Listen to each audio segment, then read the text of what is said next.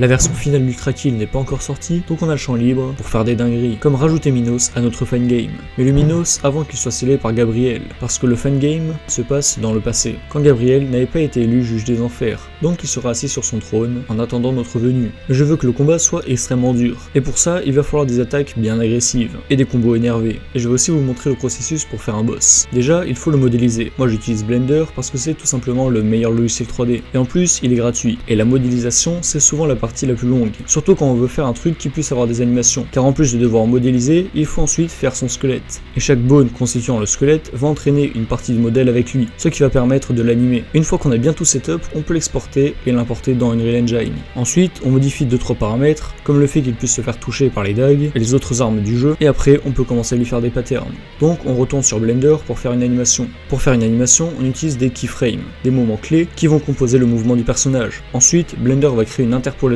entre les différentes frames. Et une fois qu'on a une animation à peu près potable, on peut l'importer dans Unreal. Mais pour l'instant, il va rien se passer, parce qu'on n'a pas encore appelé d'animation. Et pour ça, il faut utiliser un Anim Blueprint, une interface qui va gérer les différentes actions liées aux attaques. Par exemple, dans Ultra Kill, si on veut que Minos fasse spawn un serpent, et bien dans notre Anim Blueprint, on va dire que quand on fait une certaine attaque, à un certain moment, on fait spawn un serpent. Et ça marche pour à peu près tout. Je lui ai aussi fait une onde de choc, un peu différente de celle d'Ultra Kill, que je trouve assez classe. J'ai aussi rajouté une nouvelle arme, l'arbalète. Et toute ressemblance avec un autre mode serait totalement fortuite.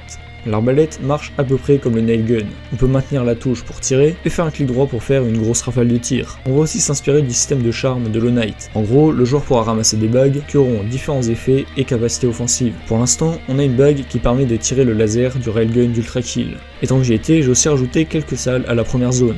Et j'ai commencé à créer l'environnement pour Lust, avec les ennemis qui vont avec.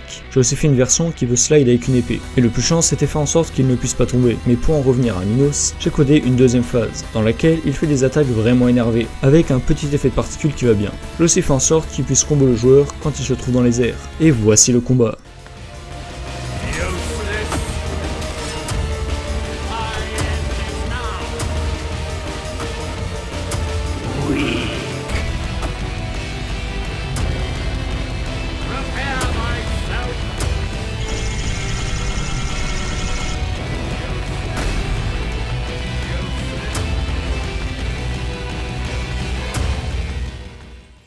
Et si cette vidéo vous a plu, likez, partagez et abonnez-vous. Allez, à plus.